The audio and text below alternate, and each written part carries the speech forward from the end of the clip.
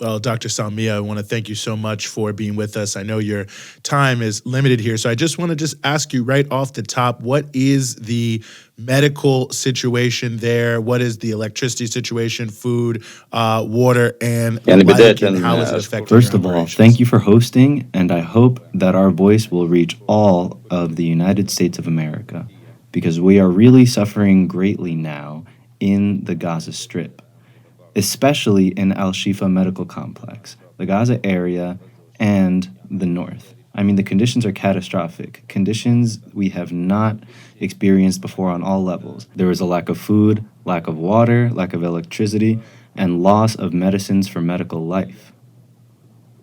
I mean, we are now unable to provide care to some of the wounded. This causes us great pain because we see the wounded persons before us and our eyes, and they could have been saved, but we cannot do anything because of the lack of facilities due to the lack of adequate operating rooms, because we are running out of ICU intensive care units. A tragic situation in every sense of the word. Our hospitals, I'm at Al-Shifa Hospital, the capacity of the surgery department was 250 beds. Now we have 900 patients in this department. Most of them are on the ground.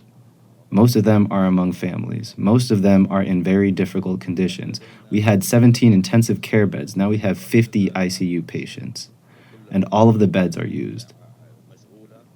It is a very bad situation. For 35 days, the medical staff has not gone home. They are in a very difficult psychological state. I mean, they are very worried about their families outside of the hospital. Among the medical staff are those who receive their son, daughter, and wife, mother, or father as a martyr or a wounded person. This causes us great psychological pain for our medical staff. Today, 2 emergency doctors were martyred. Dr. Abdullah al-Badri and Dr. Hashim al-Badri. They are brothers and some of the best doctors who used to treat patients with great humanity. Today, we lost them because they left the hospital just to go check on their elderly parents. This is a very difficult situation. Words cannot even begin to describe how difficult. We have not even spoken about the electricity. In the next 36 hours at most, we will run out of fuel and hospitals will become mass graves for patients because, as you know, and the whole world knows, intensive care units cannot operate without electricity. Nursery units of the ICU cannot operate without electricity. Operating units cannot operate without electricity, dialysis units, oxygen generation, neither can the emergency department. All of these patients will die before our eyes, one after another, and we cannot provide care to them. And the world watches us and doesn't move a muscle. Not to mention, there are about 60,000 displaced people now in Al-Shifa Hospital.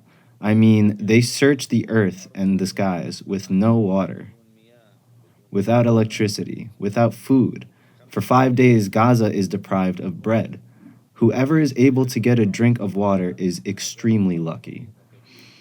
As a pediatric consultant, I have seen children who are extremely dehydrated. Children who require intravenous solutions and satiation solutions. Some of them died, and we cannot send them to Al-Nasser Children's Hospital because Al-Nasser Children's Hospital is now closed and has become a military zone, an operational area. This situation, I mean, all of the words I spoke cannot capture 1% of the reality on the ground. Well, doctor, you have already spoken to the number of people who are sheltering there in the hospital, and I was hoping you could say, I mean, is there a concern that disease could spread? Of course, and it has in fact started. There are some displaced people who are suffering from chest infections. They have diarrhea, are vomiting, have skin diseases, and fevers. Just before this meeting with you, I was walking around the hospital. By chance, I found 4 children suffering from fever. All four have a fever and are vomiting. I mean, this is a coincidence that I found them in tents sitting in the hospital. Of course, the spread of epidemics under these conditions of the lack of water, the lack of cleaning methods, the absence of soap, of course, epidemics will spread. Hospitals, as you know, are already a fertile environment for bacteria, epidemics, and infections. This is what we are afraid of. There is also a fear for the wounded. Some wounds are now inflamed, and we are taking a culture from these wounds and find that they are resistant to all antibiotics. This is a big problem. It is possible for a sick or wounded person to die after an operation from sepsis or infections and not from the operation itself. Of course, we are very afraid of epidemics.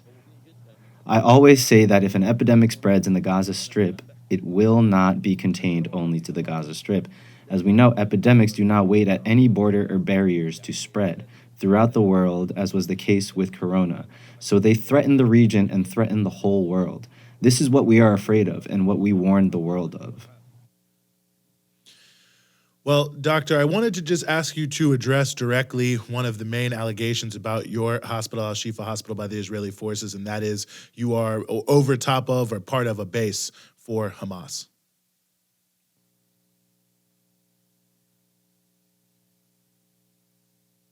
This is pure slander. I want to give an overview of Al-Shifa Medical Complex. Al-Shifa Medical Complex and Al-Shifa Hospital is the largest hospital in the West Bank and Gaza Strip, the largest under the Palestinian National Authority, the largest hospital that includes all medical specialties, the largest nursery, ICU department, the largest dialysis department, with all the specialties. And people come from all over the Gaza Strip. Of course, foreign delegations, when they used to come to us from all countries of the world, came to Al-Shifa Medical Complex. Even now in this war, when the representative of the International Red Cross, the World Health Organization, the OCHA, UNRWA visited us, they all came to Al-Shifa Medical Complex. I do not think that if it were a military base, such delegations could come to the hospital. Now, even the foreign and Arab delegations that are waiting in the Arab Republic of Egypt will all come to Al-Shifa Hospital. I do not think that these people are sacrificing themselves coming to a Hamas military base. This accusation is totally unacceptable, not to mention that I asked in more than one press conference for any international organization or any human rights organization from the United Nations, the International Red Cross, or even any party specified by the occupation to come to our hospital, search through our entire hospital and all its corridors from top to bottom. All the rooms will open. Come look. If there is a Hamas base, let the occupation do whatever the occupation wants. But this is a civil hospital organization that serves the wounded people. Even the displaced people, when 60,000 displaced people come, I don't think they will come to a military zone. I mean, the largest amount of displaced people. Do you think they reasonably will come to a military base? You know, doctor, you already spoke to this to some degree, but I was hoping you could speak more to the mental state, the strain that's put on health workers, how they're reacting in these circumstances, and as you mentioned, of course, receiving, even their own friends and family as potential patients. It is true. I mean, this is one of the problems that affect the psychology of all work in the health sector. But we have no choice but to work with the sick and wounded. We have no other choice. But indeed, we are human beings. We have our own feelings, we have our children, we have our women, we have our mothers, we have our fathers. We are humans and we feel like the whole world does. Yesterday, the wife and two daughters of one of our orthopedic doctors here were martyred. The girls were 4 and 2 years old. There are many doctors and nurses in the emergency department who are surprised when the injured come by the site of their wife or father or mother or sister. We have lost nearly 200 medical staff so far. Of course, this affects the psychology of health workers. As a hospital director, I am with them. I am by their side. At the end of the day, we are human beings. We have our feelings, we have our emotions, we are fathers, we have our mothers, we have our children. We feel, we get tired. I will often pass the medical staff at night, and I find one of them alone crying. He does not want anyone to see him crying, because it affects the psychology of others. I ask him what's the problem. He says I need to cry. I want to get it out of me because I will explode. I have to cry. The situation is extremely difficult. Of course, it affects us. The situation is so difficult, one we have one we have never experienced before, nor one we could have ever imagined. This level of destruction and killing could be brought upon us. Even the wounded and the bodies that come to us. We see extremely painful scenes, honestly. Children with their heads cut off, pieces of them in our hands. Pregnant women with their stomachs blown open. We do cesarean section operations for pregnant women in the emergency department with no anesthesia in order to save the fetus. We now have 5 children in the ICU nursery whose mothers died in this way. It is a difficult situation for our medical staff, but we have no choice but to work to save our wounded and sick people. Well, Doctor, as you know, we are here in the United States of America, and I guess my final question for you is just whether you have any final words or final messages for our audience, especially those who are watching in the U.S. Certainly, it is a purely humanitarian message to the whole world, to our siblings and to the United States of America in particular. I do not think that anyone in the world now does not know what is happening in the Gaza Strip, from the humanitarian aspect of hunger, of thirst, of death, and the number of martyrs and wounded. Most of the dead are children and women. This is a humanitarian message. We say enough of this injustice, enough killing. We want this aggression to end. We want this war to end now, before all else. We want all medical supplies to enter, and medicines, water, and food for the children, and women, and the wounded. We also want to hear the world's voice. 35 days and the world has not moved a muscle. Not 1 liter of water has entered, nor has solar or fuel entered. No medical supplies or bread. This is a great injustice that has not happened in World War I or in World War II, not even in Bosnia and Herzegovina or in the Holocaust massacres or anywhere. Now we see the wounded die before our eyes and we can't provide care. This is a humanitarian message, a message of humanity to the whole world, especially the United States of America, to pressure their governments and pressure everyone in the world to stop this killing and allow the entry of medical supplies and humanitarian aid so that we can continue to care for our people. Our people in the Gaza Strip are people who love peace, love living, and do not want wars, do not want killing. This is a message of peace, love, and humanity to the world. We want to live in peace in this land. We do not want to be forced to leave as we did in 1948. We want to live in peace and freedom like the rest of the world.